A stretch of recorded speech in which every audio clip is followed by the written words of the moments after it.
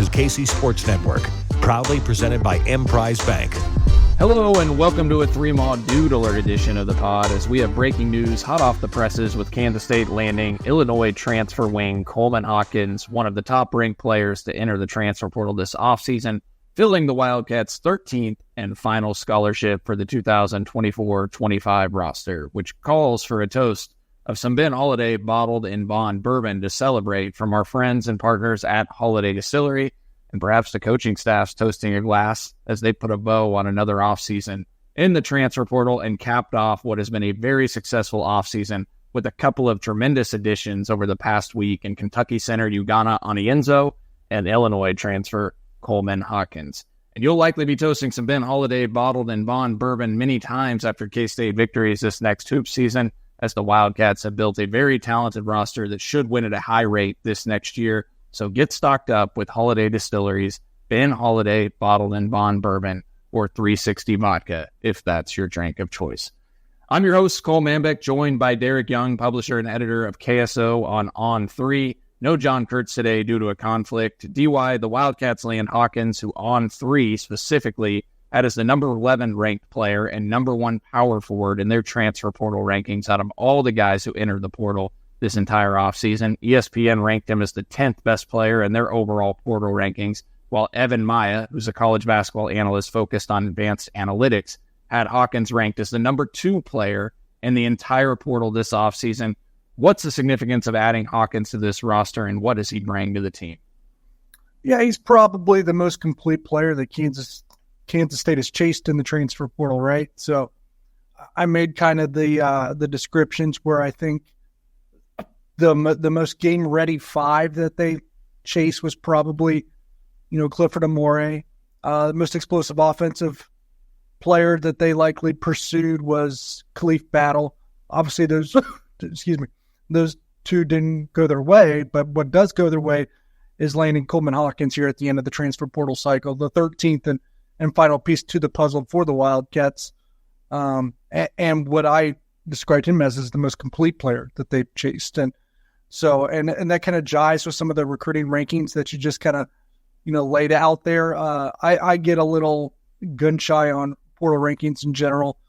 I think that's a little bit tougher of a eval than even high school recruits, to be quite honest, because you're almost weighing some players' production against those that haven't yet, but still have a lot of upside.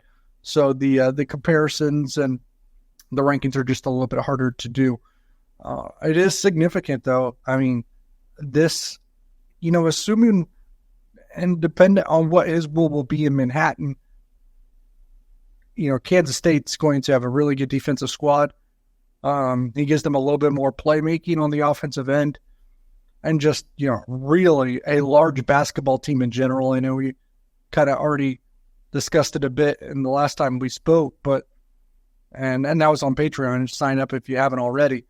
But 11 of their 13 scholarship players are now 6'4" or taller, and that pales in comparison to the team that they trotted out last season that was probably not as long and kind of lacked in size, especially in the backcourt. So this one is composed much differently. You got an elite point guard in Doug McDaniel surrounded by terrific three-point shooting and a bunch of size. And guys that can protect the rim, multiple guys that can protect the rim, multiple guys that can play 3 through 5. So it'll be interesting how they, deploy this roster, just because of Ugana Onienzo, David Gasson, Coleman Hawkins, 4 players that, could all probably play in the front court. But does Coleman Hawkins now play a little bit of the 3? Those are some questions that we won't get answers to for a while. But roster construction is interesting because of that. And I don't think that's a negative, is not what I'm trying to say. But you have so much versatility where you could go a myriad of directions with this roster. So he spent 4 years with Brad Underwood at Illinois, and I believe he's actually the first recruit under Brad Illinois to finish all 4 years since he arrived at the Illini as the head coach. This was just his 7th year at Illinois for Underwood. It's rare for guys to stick around 4 years. Coleman Hawkins did so. He entered the portal after 4 years, entered the NBA draft. A lot of people believed he would likely stay in the NBA draft. There's some different rankings out there that had him projected to be a late second-round pick. He pulled out at the very end of the deadline process for the NBA draft, decided he's going to return to college. There were rumors of Arkansas, North Carolina trying to get involved. Louisville canceled his visit to Louisville here late last week leading in, and we got word that Kansas State was going to receive the visit. There have been some other teams trying to get into the mix as well, but Kansas State eventually won out on this one. DY, you already hit on this some, but at Illinois, he played mostly the stretch 4 and a stretch 5. They would put him at the 5 sometimes as well when they didn't have Dean Dainja on the court, the Illini. What do you make of his ability to play the 3 for Jerome Tang and this Kansas State team? Well, offensively, it shouldn't be a problem just because he's, a solid ball handler, a really good playmaker with the ball in his hands to even set up his teammates. And certainly his shot got improved incredibly in the past year, both at the free throw line and the 3-point line. So if you combine the improvement at the charity stripe, then I think maybe it is sustainable and not just a fluke. So I think offensively, no problems playing the 3. Defensively, maybe you have to get a little bit creative, but I also think, folks are probably underestimating his ability to even do that. I don't know, unless it's some small lineup, with 3 guards that are, incredibly explosive, athletic, and attack the hoop, and not a lot of teams do that anyway. I don't really see necessarily an issue with him guarding the 3, and Kansas State plays a defense where that's probably less of a problem.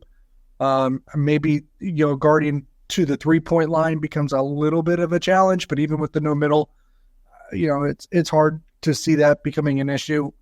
Hawkins' length will help him as well. It's not like he's an immobile big with no length, and obviously your length helps you defend to the 3-point line, and your foot quickness helps you, to take away the dribble drive. But as much as they switch, then you also are like, what is it too? So between him, even David Gasson, I think those are guys that, at least with Hawkins, maybe you don't want him guarding the 3 for extended minutes, but David Gasson could certainly guard the 3. And has a lot since he's been in Manhattan. So I don't see the defensive drawback that others do, at least not to a severe extent. I think it can be still a good fit.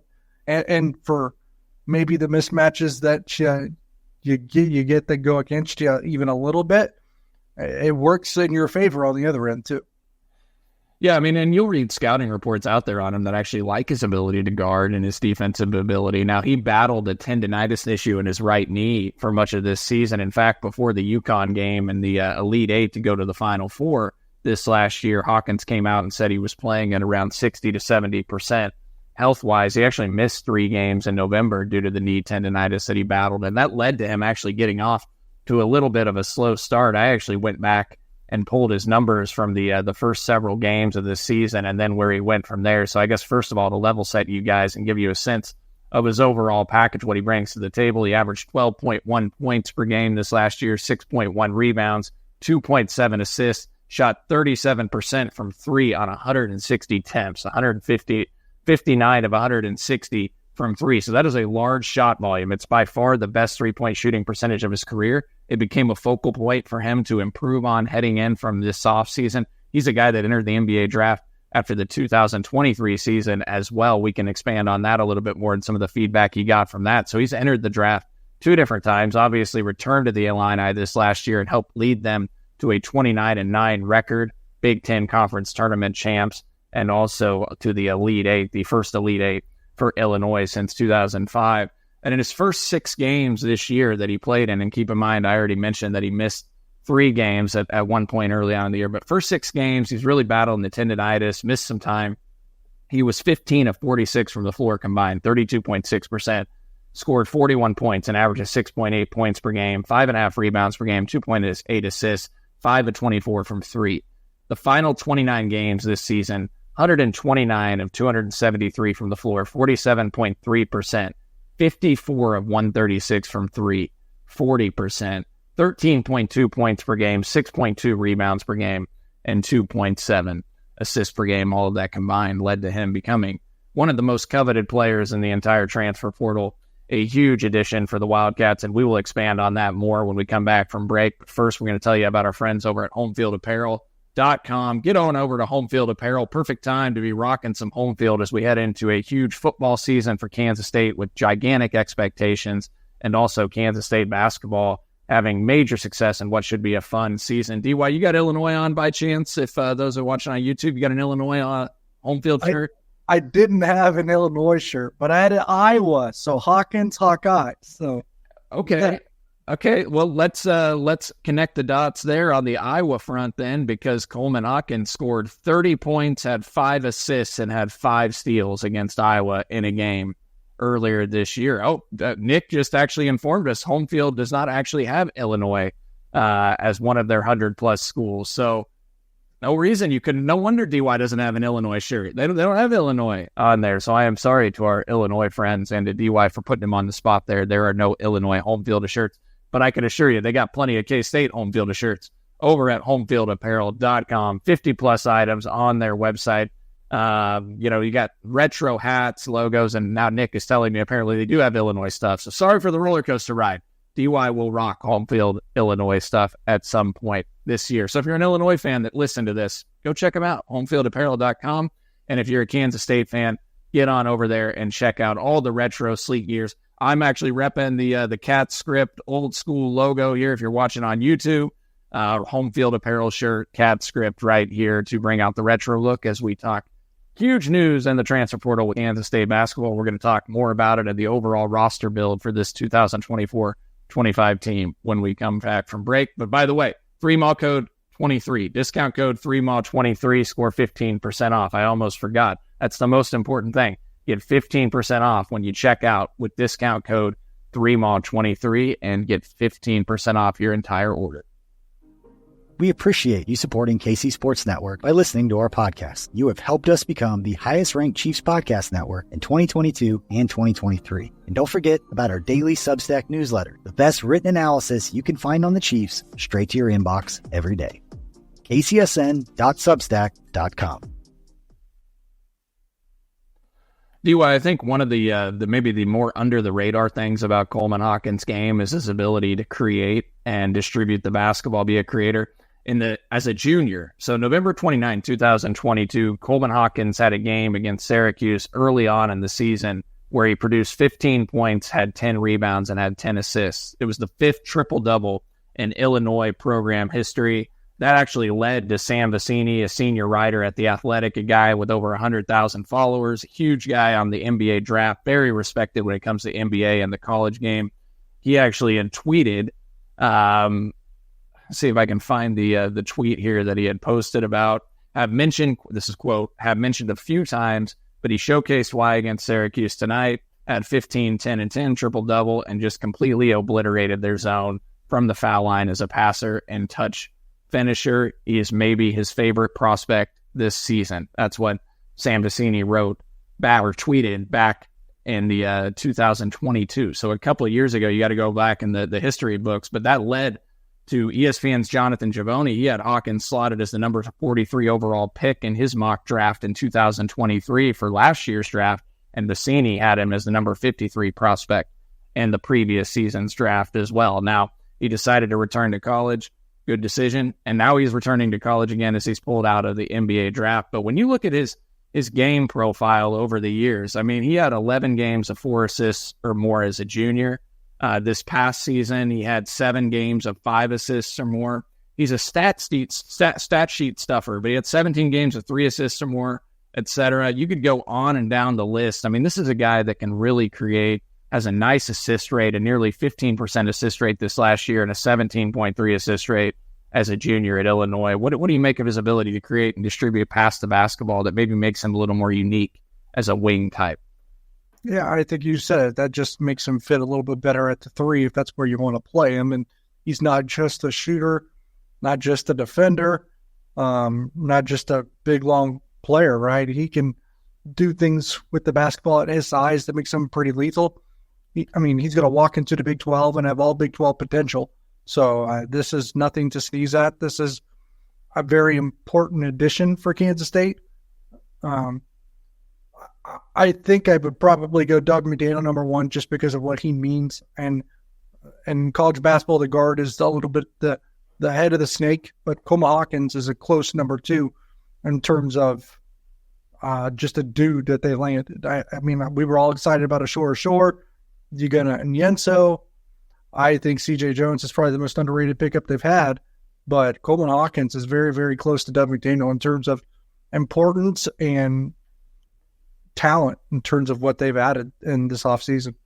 I was going to ask you the next question of how you would maybe stack up your favorite guys that Kansas State has landed so far in the portal. Coleman Hawkins, just some more background on him, started 82 of 126 games in his 4 years with the Illini. Over the last 2 seasons, averaged about 32 minutes per game, shot 44% from the floor on average over the last 3 seasons. A very experienced player in the game. Posted a 120 offensive rating this past season per Bart Torvik. Go ahead.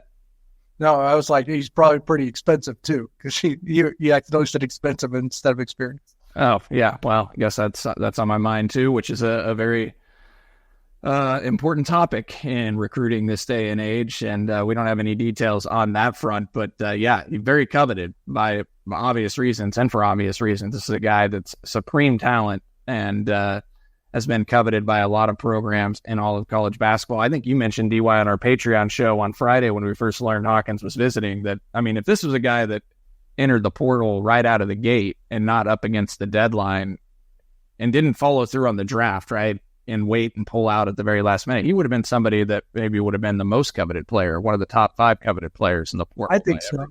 Yeah, I think so. I think some of the, I wouldn't say lack of interest, but I think some of the lack of tangible suitors for him right now is kind of a product of a lot of programs being tapped out when it comes to, the necessary financial compensation to attain a player of his caliber. It's part of the reason I think he's not going to Illinois, right? Because if they had a spot right now and the financial resources to do so, they would have kept him. It's not like they're pushing him out the door. They couldn't just hope and pray that he was going to come back from the NBA draft. So they, assembled the roster according to that and, filled up and maybe they would still, fill a roster, find a way to keep him, right? And they want a player of his caliber. Brad Underwood loved him, but at the same time, there is only a certain amount that you can be stretched. It's almost like, it is like working a salary cap. So the fact that he's available right now, and really just honing in on his recruiting process was probably a benefit to Kansas State, because obviously they still have the financial resources remaining to compete for someone of his caliber, but they also have a spot left. Not a lot of schools do. Like North Carolina certainly would covet him, but they also went and just took the Vanderbilt dude, Van Allen Lubin, and decided not to, saturate that spot on the floor. So the timing of this really was conducive to Kansas State. Yep.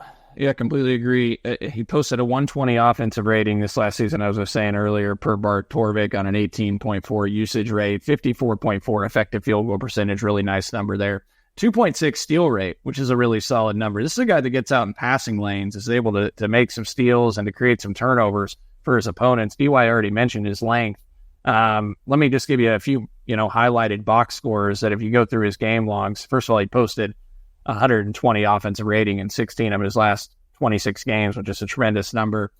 To give you an idea of how he can fill the stat sheets, right? Against Michigan State earlier this year, 15 points, 7 rebounds, 4 blocks, 2 steals, 2 assists, had 17 points on 6 of 10 shooting and 3 of 6 from 3, 5 rebounds, 5 assists in one of their matchups against Michigan. Had 20 points on 7 of 13 shooting and 7 rebounds against Nebraska, along with 5 assists and 2 steals. In another matchup, a follow-up matchup with Michigan, he had 21 points, 10 rebounds, 6 of 10 from the floor, 4 assists, 6 steals. I already mentioned against Iowa earlier this year, 30 points, 5 assists, 5 steals. had 22 points on 8 of 16 shooting and 13 rebounds against Northwestern, along with 2 steals.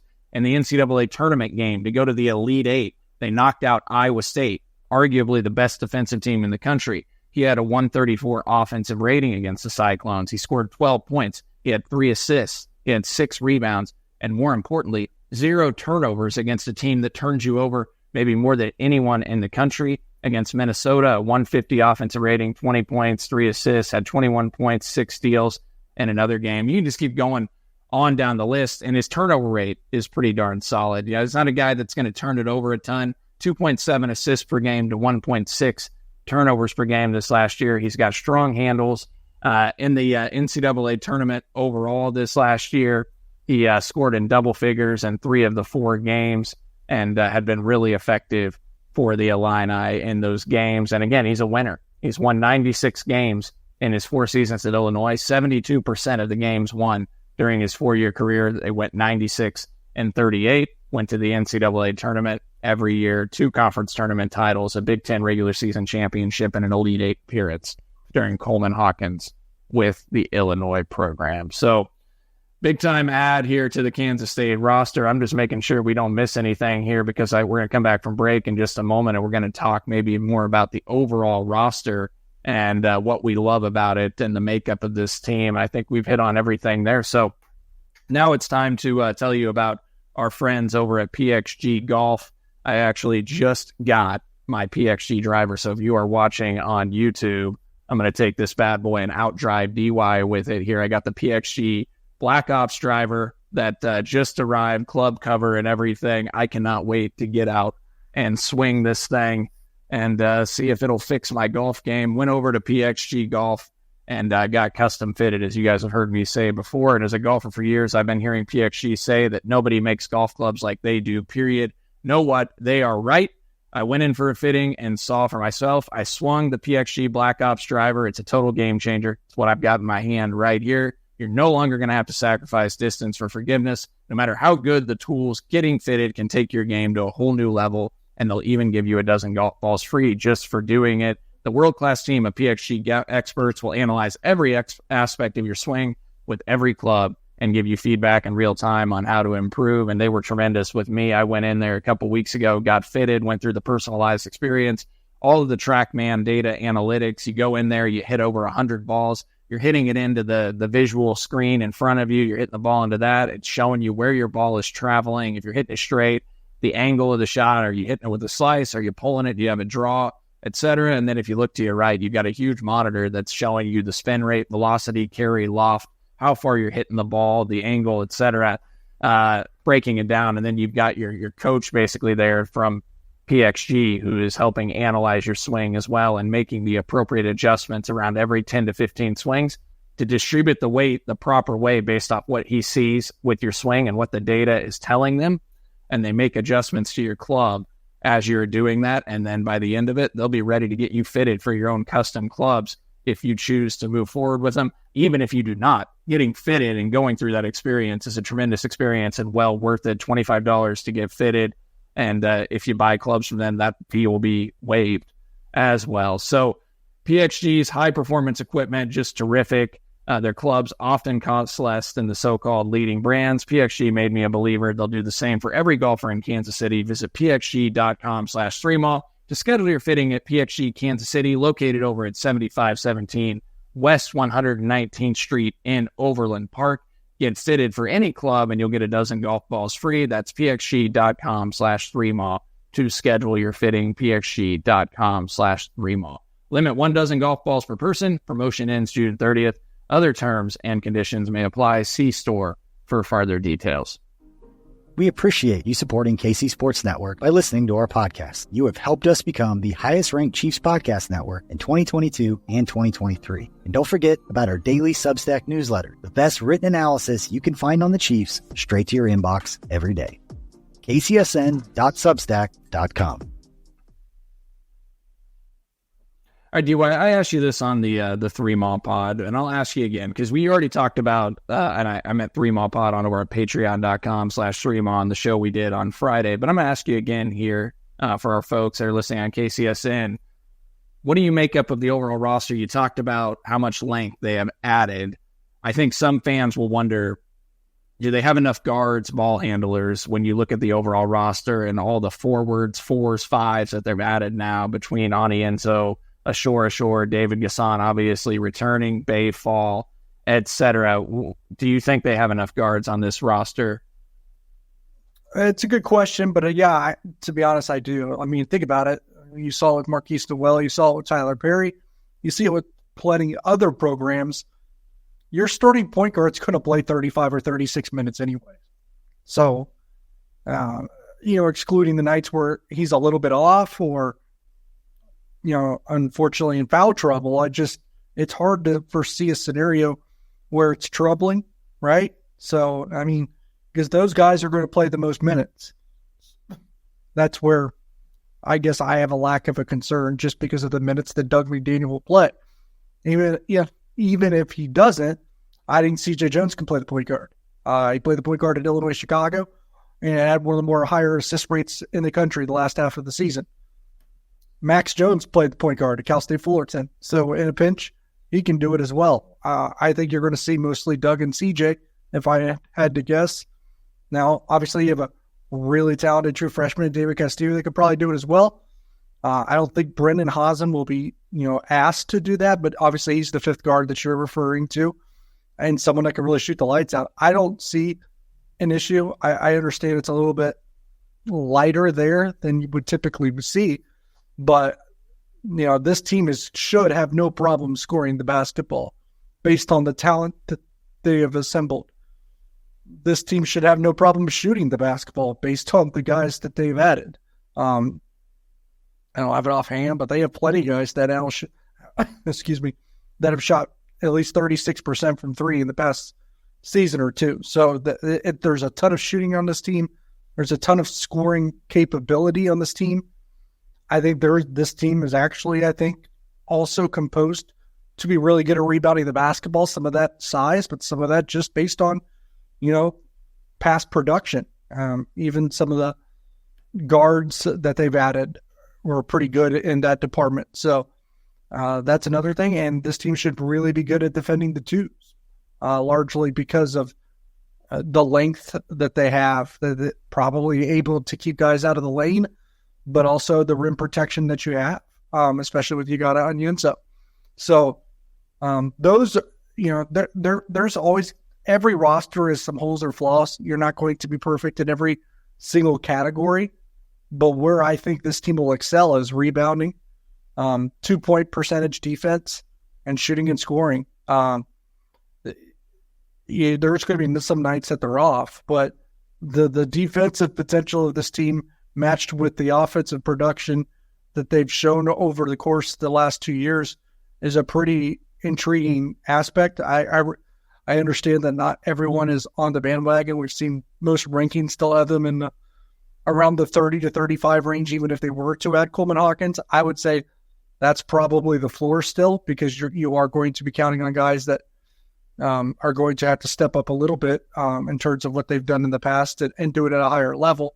But the ceiling of this team is still, as close or identical or around the ballpark of what they accomplished 2 years ago in Jerome Tang's first season. So I'm pretty excited about it. I don't really worry about the guard depth because those guys can typically handle larger minutes anyways. I think you have two secondary ball handlers like a Max Jones and a C.J. Jones that can handle the bulk of the load when asked to do so.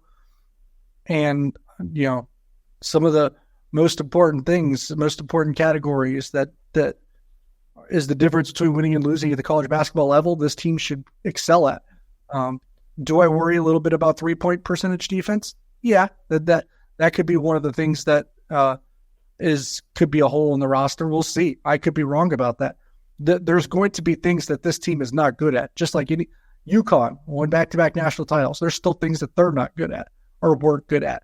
How well do you cover those up? That's kind of the trick. But if you were to ask me like one thing specifically, you wonder a little bit about perimeter defense because you do have a little bit of a lack of length there when you're asking Doug McDaniel to guard some of the ones in the Big 12. And then two, if you are a little bit bigger there, how how well does that, how well can they guard out to the 3-point line? Those are going to be questions that they have to answer. But I'd rather that be the question they have to answer rather than what they did last year that kept them out of the NCAA tournament.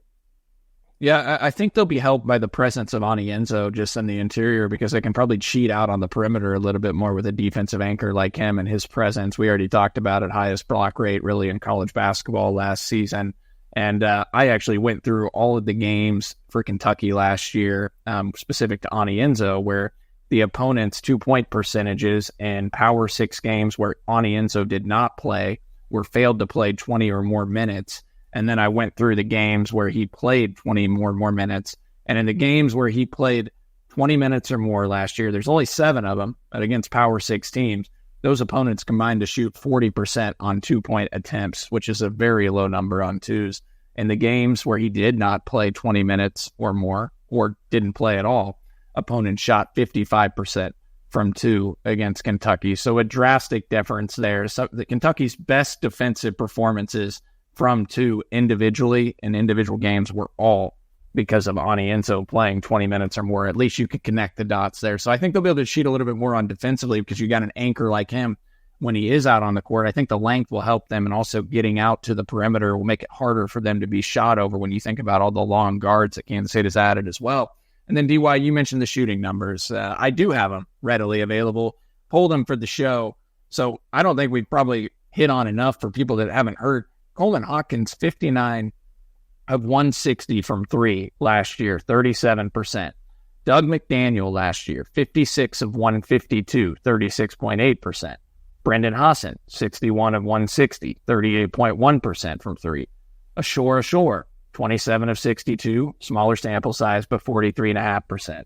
CJ Jones, 31 of 82, 37.8%. Max Jones at Cal State Fullerton, 42 of 109, 38.5%. So there's 6 guys right there that are almost 37% or higher from 3. You take those 6 guys' numbers from last season combined, 276 of 725 from 3. That is 38%. To put that in perspective, the 12th best 3-point shooting team in the country last year shot 38% from beyond the arc. K-State was 286 in the country in the 23-24 season at 31.8%. And I'm not even accounting for David Castillo, DY, who can shoot the ball pretty darn well, but I didn't have the high school stats readily available that I could pull. But I mean, when you count Castillo in, you've got really 7 guys who probably can really shoot it. And I think that's going to make this team very difficult to guard. Last question here. I mean, what grade would you slap on the portal off season here for this Kansas State staff? Because as you remember, I mean, you saw a lot of the people getting antsy. And I don't blame anybody. I'm not going to judge anybody. The portal is still new to everybody. It's very hard to gauge, and there are times where it gets a little scary in the portal, and you're not maybe landing some of the guys that you hope, or you got several roster spots left available. But it's funny to see now, a month later, ironic that Ashore, Anienzo, and now Coleman Hawkins in the fold to really cap off a tremendous finish to this portal offseason. What grade level do you give the Kansas State staff? I mean, now that they've added Coleman Hawkins, you can argue that they have 2 or perhaps 3 of the top 20 transfers that were available this cycle. Maybe 4 Tier 1 adds when you add in Anienzo, Ashore, Coleman Hawkins, Doug McDaniel. I think Doug McDaniel's probably, I mentioned CJ Jones being underrated. I think Doug McDaniel's probably underrated at this point, just because it seems like he, and he probably did, committed so long ago, and he's kind of dipped into the rankings a little bit as more guys entered. I think he's going to be probably the number 1 difference maker between last year and this year, just because you got someone that can create for himself, create for others. That they're not backed into a bit of a hole that they were, last season. So it's hard to go A+, I'll be honest, but just because it seems like there's another player or 2 out there that could have taken them to that level, but they got as close to that level without actually attaining it. So, A- is where I would be at. A+ would have been probably another player or 2 that they narrowly missed out on. Well, I guess maybe I'll ask you this. I'll give him an A for sure, especially with Hawkins added into the fold. I think it's an extremely talented portal haul that they've gotten locked in. And I know these guys are a little bit of different players, but I guess I'm kind of factoring in my head that one replaced the other. We all thought they were going to get Caleb Battle, and I think they were going to have, and now maybe Max Jones technically took Battle's spot. I'm not sure. But if you were picking, and they're different players again, because Battle's a 6'5" guard, Hawkins is probably more 6'9" without shoes on, I think is what he measured out as. But like the way they finished this out, like they were after Clifford Amore and Battle, both on their recruiting visits at the same time, and they end up landing Anienzo and Hawkins, in my mind, to fill those two guys. Like what would your preference be? Would it have been Amore and Battle, or do you like finishing with Hawkins and Anienzo?